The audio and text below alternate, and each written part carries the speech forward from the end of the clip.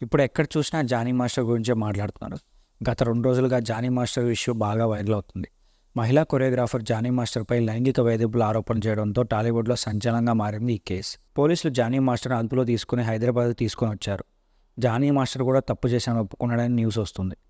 అయితే Johnny master వేధించిన ఆ మహిళా కొరియోగ్రాఫర్ ఎవరో ఈ వీడియోలో చూద్దాం. సృష్టి వర్మ. సృష్టి వర్మ చాలా మంచి క్లాసికల్ డాన్సర్. సృష్టి వర్మకి చిన్నప్పటి నుంచి డాన్స్ అంటే చాలా పిచ్చి. చిన్నప్పటి నుంచి పెద్ద కొరియోగ్రాఫర్ అవ్వాలనుకుంటూ ఉండేది. అయితే ఇప్పుడు కొన్ని మూవీస్కి విక్రాంత్ రోనా, గేమ్ చేంజర్, పుష్ప వంటి పలు చిత్రాలకు ఆమె అసిస్టెంట్ కొరియోగ్రాఫర్గా చేశారు.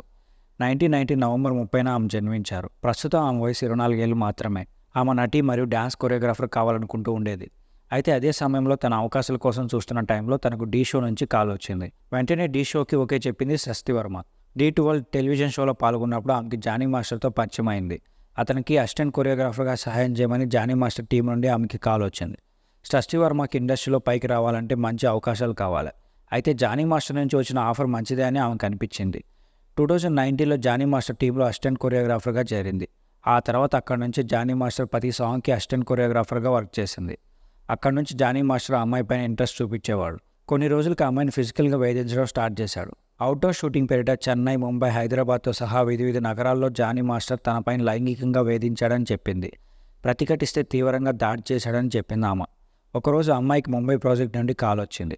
దానికోసం ఆమె మరియు జానీ మాస్టర్ మరియు ఇద్దరు మగ అసిస్టెంట్లతో కలిసి ముంబైకి వెళ్ళింది. వారు ముంబై హోటల్లో ఉన్న సమయంలో జానీ మాస్టర్ ఆమె పైన బలవంతంగా లైంగికంగా వేధింపులు పాల్పడ్డాడని మరియు అతను ఆమెకి ఎవరికి చెప్పొద్దని బెదిరించాడంట. లేకుంటే ఆమెను పని నుండి తొలగిస్తానని మరియు ఆమె ఇంకా ఇండస్ట్రీలో లేకుండా చేస్తానని బెదిరించాడని చెప్పింది. ఈ భయం కారణంగానే ఆమె మౌనంగా ఉండాల్సి వచ్చిందంట.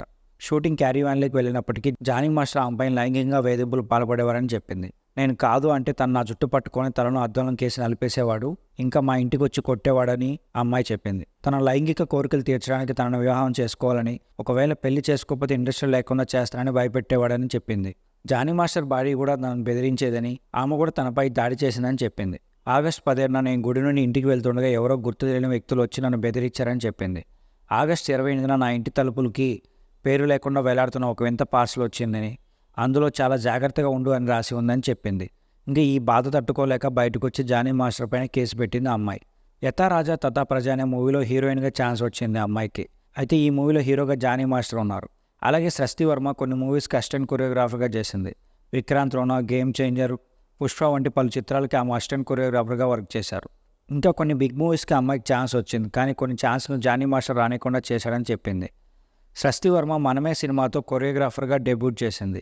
ఈ మూవీలో శర్వానంద్కి ఒక సాంగ్లో డ్యాన్స్ కొరియోగ్రాఫ్ చేసింది ఆ అమ్మాయి. ఇప్పుడు ఆ అమ్మాయి తాజా పాండ్య చిత్రం పుష్ప పార్ట్ 2 కూడా కమిట్ అయిందని తెలుస్తుంది. అయితే ఈ కేసు గురించి మీరేమనుకుంటున్నారో కింద కామెంట్ చేయండి. అలాగే మా ఛానల్ సబ్స్క్రైబ్ చేసుకోండి.